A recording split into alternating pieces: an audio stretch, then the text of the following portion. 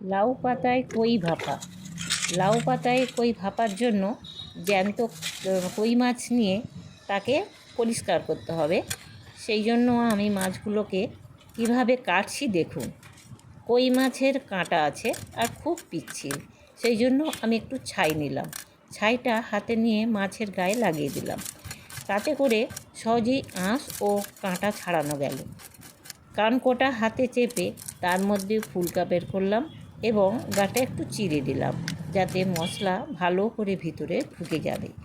এবার মশলা বলতে আমি নিয়েছি নুন, হলুদ, পোস্ত বাটা, নারকেল বাটা, কাশ্মীরি লাল লঙ্কার গুঁড়ো এবং সর্ষের তেল। এগুলোকে ভালো করে মাছের গায়ে মাখিয়ে নিলাম। এরপর নরম লাউ পাতা নিয়ে তাতে একটা একটা করে রেখে দিয়ে পাতা মুড়ে ভালো করে খড় দিয়ে বেঁধে টিফিন কৌটোয় করে চাপা দিয়ে দিলাম। এরপর একটা কড়াতে জল নিয়ে ফুটতে দিলাম এবং ফুটে গেলে টিফিন কৌটোটা কড়ার মধ্যে বসিয়ে ঢাকা দিয়ে দিলাম। আধ ঘন্টা পরে দেখলাম আমার লাউ পাতায় কই ভাপা হয়ে গেছে। এইভাবে ভাপা করলে অসাধারণ খেতে লাগে গরম ভাতের সঙ্গে। আমি বানালাম, আপনারাও বানিয়ে খাবেন। ভিডিওটা ভালো লাগলে সাবস্ক্রাইব করে আমাকে বাধিত করবেন।